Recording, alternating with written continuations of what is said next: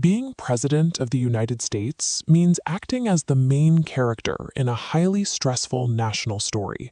And in this story, the protagonist walks around with a massive, glowing objective marker hovering directly over their head. The president serves as a living symbol, absorbing public anger like a giant political sponge. Is the economy faltering? Are gas prices rising? A foreign policy failure? People invariably assign the blame directly to the commander-in-chief. This constant friction breeds a very specific threat. As we can see in this psychological breakdown, history reveals a recurring recipe for these attackers. It's a highly volatile mix of deep social isolation, paranoia, and intense personal humiliation merging into a single explosive desire to act. For someone drowning in obscurity, attacking the most famous person on Earth presents a twisted shortcut to historical relevance. You can fail at everything you attempt in life, but if you attack a president, the world is forced to remember your name forever. The presidency, therefore, is an actively hunted target, and for a terrifyingly long stretch of American history, keeping that target alive relied entirely on blind luck. Early American security barely existed. The nation had just fought a brutal war to escape a king, so Americans despised the idea of a president hiding behind a wall of armed guards. Citizens routinely walked directly up to the commander-in-chief in public. It was an era of total chaotic access.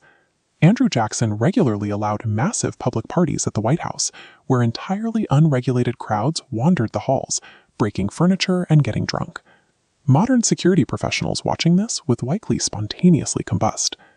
Jackson himself was incredibly dangerous, a battle-hardened veteran who fought duels and carried lead bullets in his body for years. His attacker, a house painter named Richard Lawrence, severely miscalculated this. Lawrence was wildly delusional, operating under the bizarre belief that he was the rightful king of England and that Jackson was personally blocking his royal fortune. In 1835, Lawrence ambushed Jackson outside the Capitol. He aimed a pistol directly at the president and fired. The gun jammed. Jackson barely reacted. Lawrence pulled out a second pistol, fired, and that jammed too. As this probability model shows, the statistical chance of two independent percussion cap pistols failing consecutively at point-blank range is practically zero. The 67-year-old president didn't dive for cover or run away. Instead, Jackson raised his walking cane and charged, beating the assassin to the ground as bystanders rushed in. Jackson walking away unharmed created a dangerous national illusion. Americans convinced themselves that presidents were shielded by some form of divine providence. That false sense of supernatural protection delayed the creation of serious security for decades. By April 1865, the Civil War was effectively over. Hundreds of thousands of people were dead, and the nation was entirely exhausted. Yet the president still moved around in public without a defensive perimeter. He sat completely exposed in an open balcony at Ford's Theater. Abraham Lincoln carried the sheer weight of a fractured country. The man hunting him, however, broke the typical mold of an invisible loner. John Wilkes Booth was a famous, handsome, highly charismatic stage actor, fiercely loyal to the Confederacy. As the South collapsed, his original plan to abduct Lincoln mutated into a coordinated decapitation strike. He deployed co-conspirators to murder the vice president and the Secretary of State on the exact same night.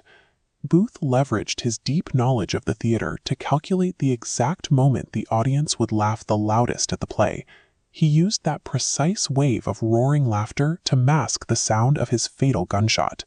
The immediate aftermath descended into brutal clumsiness. Major Henry Rathbone attempted to tackle the assassin. Booth stabbed him, leaped over the balcony rail, caught his spur on a flag, and violently broke his leg before limping away into the dark. The symbolic father of the preserved Union was dead. America crossed a threshold it could never uncross. The illusion of divine providence shattered entirely. The presidency was officially a killable office. You might expect a tragedy of that magnitude to force the creation of an elite protection agency. It didn't. 16 years later, in 1881, the commander-in-chief was still strolling through public train stations with zero institutional protection. That president was James Garfield. And waiting for him was Charles Guiteau, a severely unstable man convinced that God had authorized a murder simply because Garfield ignored his request for a government job. Charles Guiteau stepped forward and shot President Garfield twice in the train station, but surprisingly, the bullets themselves were highly survivable. The fatal flaw was 1880s medicine. Many American doctors still openly rejected germ theory. As the president lay in agony, medical staff repeatedly probed his open wound with unsterilized bare fingers and dirty instruments, introducing massive infection. The panic grew so severe that the inventor Alexander Graham Bell rushed in with a crude early version of a metal detector, frantically trying to locate the lead before the doctors caused more damage. The metal detector failed. Garfield spent months slowly deteriorating from preventable infections until his body gave out. The assassin fired the weapon, but primitive medical incompetence and a total lack of systemic protection sealed the president's fate. The United States government operated with deadly reactivity. It took the agonizing loss of 2 sitting presidents before the entire nation even began to seriously discuss institutional protection. They were running out of time. As the 20th century approached, the threat landscape shifted from isolated individuals toward organized political extremists and highly motivated anarchists. This new, calculated wave of violence soon reached William McKinley. In broad daylight, an attacker would simply walk up to the commander-in-chief, offer a friendly smile, and fire. The era of relying on misfiring pistols, heavy walking canes, and blind fate was over. Because when a nation's history survived by inches... In the fall of 1901, Buffalo, New York looked like a futuristic utopia. The Pan American Exposition was powered by thousands of incandescent bulbs, showcasing heavy machinery and modern inventions to an America that felt unstoppable. Look at the sheer scale of the crowds in this photograph of the grounds. Thousands of people packed tightly into open-air pathways, drifting freely between massive pavilions. The physical exposure of public figures walking through these spaces was absolute, and right in the middle of that environment stood President William McKinley. At this point, it was standard practice for presidents to remain physically accessible to the public. McKinley spent hours standing in a public receiving line, greeting ordinary citizens one by one, with no metal detectors or armored barriers between him and the crowd. Modern security professionals would find this level of exposure terrifying. But this open approach to leadership relied entirely on an untested assumption that ordinary citizens simply meant no harm. But away from the glowing lights of the Exposition, the Gilded Age was brutal. Industrial cities were overcrowded, and rapid industrialization pushed exhausted laborers and children into dangerous sweatshops and factories. Extreme wealth concentrated at the very top, while workers suffered through horrific conditions. Out of this severe inequality emerged a radicalized political ideology, anarchism. Some extremists adopted a specific doctrine known as propaganda of the deed. They argued that governments were systems of oppression and that violent acts against powerful leaders would inspire a mass revolution. Leon Chalgos was a 28-year-old former steelworker. Socially isolated and deeply resentful, he absorbed these radical pamphlets and speeches. He eventually concluded that since presidents represented systemic oppression, killing one would be a revolutionary act. The mechanics of his attack were simple. Chalgos did not have to breach a secure compound. He simply joined the public receiving line in Buffalo. He wrapped his right hand in a handkerchief to hide a revolver, stepped up to the president, and fired twice at point-blank range during a handshake. 8 days later, gangrene spread through the wound, and William McKinley died. America had lost its third president to an assassin. The government could no longer treat these attacks as rare accidents. They had to accept assassination as a permanent systemic threat to the state. The government finally pivoted. They took an agency originally designed to hunt down counterfeit currency printers, the United States Secret Service, and officially reassigned them to full-time presidential protection. This diagram shows the flaw of relying on proximity. Agents formed a tight ring, but without a wider perimeter, the public pressed directly against them. An attacker merely waited in the crowd, reached past an agent, and stepped right into the target's space. In 1912, former President Theodore Roosevelt was running a highly energetic campaign under the Bull Moose nickname. Waiting for him in Milwaukee was John Schrank, a saloon keeper driven by delusions that the ghost of William McKinley had ordered the attack. As Roosevelt headed toward his evening speech, John Schrank stepped out of the cheering crowd and fired a heavy revolver directly into his chest. Roosevelt was carrying a 50-page folded speech manuscript and a metal eyeglass case in his breast pocket. The bullet tore through both, slowing down enough to lodge against his ribs. Remarkably, Roosevelt coughed into his hand, saw no blood, and proceeded to deliver a 90-minute speech with the bullet still in his body.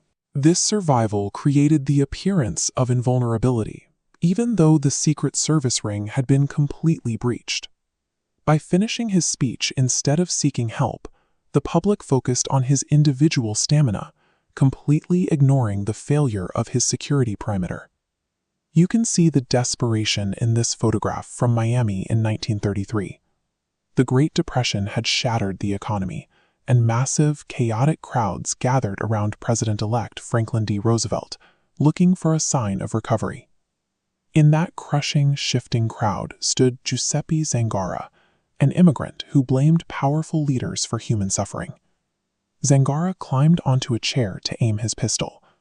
But the massive crowd shifted, someone jostled his arm, and the wobbly chair abruptly slipped. Zangara fired wildly. His bullets missed Roosevelt entirely, and instead struck 5 bystanders, fatally wounding Chicago Mayor Anton Chermak. Secret Service agents were right there in the car. But Zangara's attack showed that proximity security is ineffective against the physics of a chaotic crowd. As long as presidents continued to mix in open, shifting environments, their survival was dictated by luck. As the 20th century progressed, technological shifts escalated the danger. The growth of radio, television, and photography moved the president out of regional town halls and into the living rooms of the entire world. This scale of visibility meant millions of people now tracked the president's every movement. That constant exposure increased the likelihood of obsessive fixations and targeted ideological hatred. The Cold War turned the office into a high-stakes target in a global ideological war. The president became a walking symbol of nuclear anxiety and international tension. All of these factors, celebrity, technology, and global tension, converged in Dallas, Texas in 1963. The assassination of John F. Kennedy, captured on film in real time, was the tragic climax of an open presidency operating in a heavily armed world. That trauma forced a total redesign of protection. The primitive tactics of the past were replaced by heavily armored perimeters with militarized motorcades and constant threat investigations. It leaves us with a historical paradox. The more globally visible the office of the presidency became, the more its occupant was forced to live inside a state of 1963 America felt remarkably young. President John F. Kennedy was the perfect reflection of that energy. He looked good on camera, his family projected a modern aesthetic, and to the public, he represented the nation's own optimism about the future. To maintain that kind of emotional connection, a president actually has to be seen. A leader needs to physically interact with crowds. But putting the most powerful person on Earth within arm's reach of the public creates a massive inherent vulnerability. This aerial view maps Dealey Plaza's motorcade route. Vehicles must slow down for sharp turns, surrounded by tall buildings with elevated lines of sight. Kennedy's open-top limousine projected confidence, but offered zero cover, creating an unobstructed target from above. By choosing democratic visibility over armor, the administration accepted a terrifying risk. The desire to stay close to the public ultimately laid the groundwork for an absolute catastrophe. At 12:30 p.m., that risk became reality. Gunfire echoed through the plaza. After a moment of confusion, panic set in as the crowd realized. Multiple shots found their mark, ending with a fatal strike to the president. Inside the vehicle, the situation devolved instantly. Agents sprinted, and Jackie Kennedy climbed onto the trunk, and the driver accelerated toward the hospital in a futile race against time. Television transformed a local crime into a global event. Families watched the aftermath unfold within minutes, turning a political murder into a shared psychological trauma. Police quickly arrested Lee Harvey Oswald, but his background offered no easy answers. He was a former Marine, but also a defector to the Soviet Union and a Marxist sympathizer. His identity was incredibly fractured. Then the security apparatus failed again. While Oswald was being transferred through a police basement, a nightclub owner named Jack Ruby walked directly up to him and shot him in the stomach, live on national television. With the prime suspect dead before a trial could even begin, the public was left without formal answers. Without a legal conclusion, speculation took over, with accusations pointing at everyone from the CIA to the mafia to foreign adversaries. When the prime suspect is murdered before he can testify, the resulting silence creates a vacuum. Without a trial, the public attempted to fill that void with narratives of coordination, struggling to reconcile the death of a president with the actions of one lonely man. After Dallas, the Secret Service overhauled its entire approach. The era of riding through cheering crowds in an open-air convertible ended. From that moment on, presidents rode in heavily armored vehicles. Route planning became a strict, calculated science. Agents began aggressively screening crowds, monitoring surrounding buildings, and deploying counter-sniper teams. The goal was to engineer a protocol so tight that it could mathematically eliminate any threat. By the mid-1970s, the national environment had shifted. The transparency of Vietnam and the Watergate scandal had dismantled the executive's aura of invincibility, giving way to a more volatile, decentralized landscape of threats. In 1975, this new reality walked right up to President Gerald Ford. A woman dressed in red robes, Lynette Squeaky Fromm, a follower of the Manson family, approached Ford during a public appearance in Sacramento and pointed a .45 caliber pistol right at him. She pulled the trigger, but nothing happened. The gun was loaded, but she had failed to actually put a bullet into the firing chamber. Exactly 17 days later, a totally different woman, Sarah Jane Moore, targeted Ford again, this time in San Francisco. Moore actually fired her weapon, but an ordinary bystander in the crowd realized what was happening and grabbed her arm at the exact right moment, causing the bullet to miss. The Secret Service had spent a decade building the most advanced protective protocols on Earth, yet twice in less than 3 weeks, the president survived solely because of an attacker's incompetence and a random citizen's fast reflexes. Fast forward to 1981. President Ronald Reagan travels with a massive security detail, operating under protocols designed to counter almost every conceivable physical threat. As Reagan exits a Washington hotel, the system is tested again. In less than 2 seconds, 6 shots explode into the crowd, instantly throwing the highly coordinated detail into total disarray. 3 people are struck immediately: a police officer, a Secret Service agent, and White House Press Secretary James Brady, who suffers a devastating head wound. The shooter, John Hinckley Jr., wasn't operating under orders from a hostile nation. He was a deeply disturbed man, obsessed with the movie Taxi Driver, attempting to impress actress Jodie Foster by killing the president. Amid the chaos, agents shove Reagan into his vehicle, thinking he is safe. This diagram illustrates the bullet's exact path. One of Hinckley's bullets misses the president directly, strikes the armored limousine, and angles sharply inward. It enters his chest, stopping fractions of an inch from his heart. The very vehicle designed to block gunfire is the exact surface that bounced the bullet inward. The most rigid safety systems can quickly become deadly liabilities when exposed to highly chaotic variables. Today, the President of the United States operates inside an aggressively controlled environment. Spontaneous public interactions are almost entirely a thing of the past. This visualization maps out the invisible shields surrounding the modern executive office. Protection relies on massive surveillance networks, encrypted communications, airspace control, and continuous threat monitoring. Yet, these multi-million-dollar perimeters are constantly tested. The possibility of someone slipping through remains a quiet daily reality. Because as long as the presidency remains a profound symbol, it will attract violent obsession.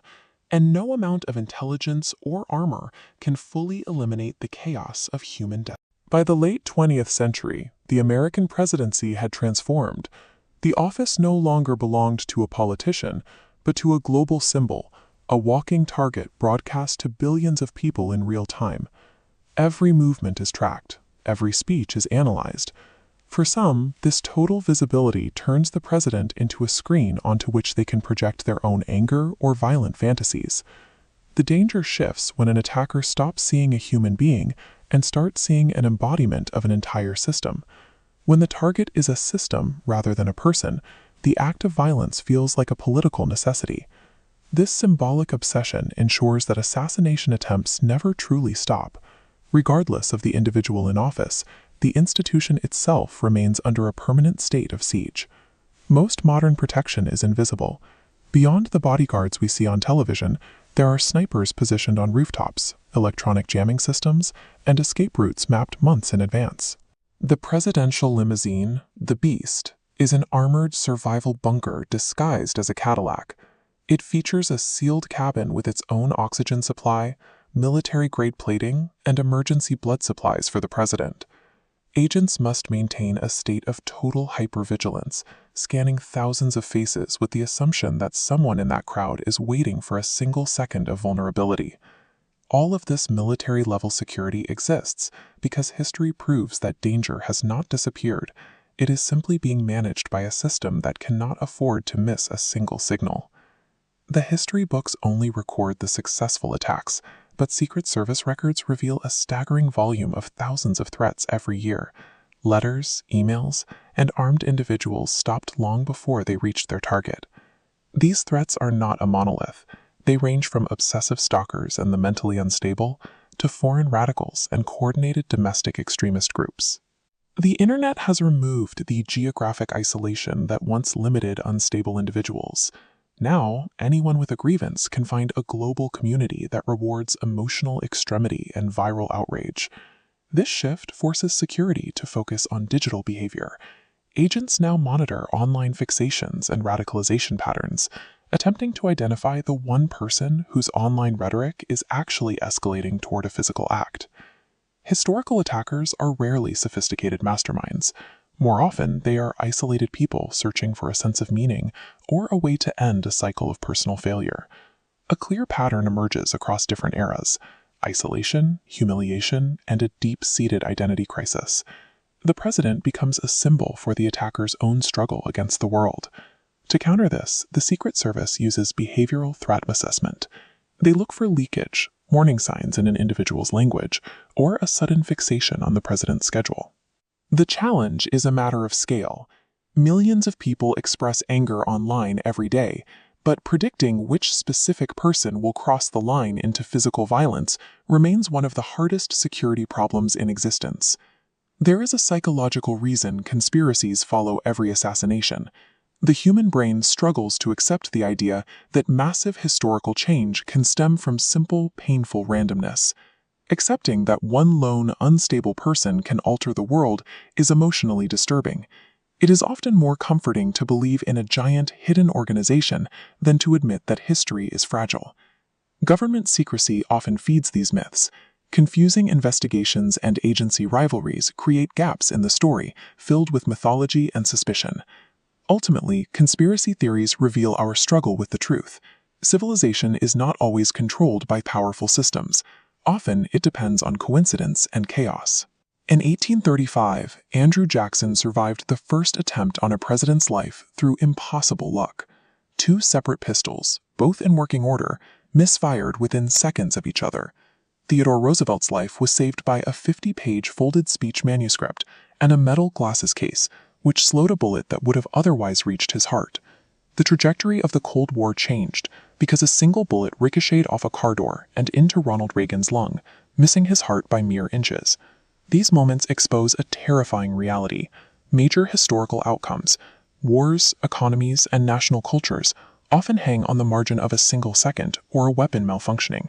Democracy creates a permanent risk. A president must be visible and accessible to the public, but that visibility is exactly what creates the opening for an attacker. Each attempt has forced a retreat from the public. We have seen the end of open motorcades, the introduction of bulletproof glass at every outdoor speech, and the permanent closure of streets surrounding the White House. The impenetrable wall of security agents exists because history has shown that when the system fails for even 1 second, the entire world changes. If you enjoyed this deep dive into the darker side of presidential history, hit like and subscribe for more documentaries. Tell me in the comments, which of these historical near misses did you find the most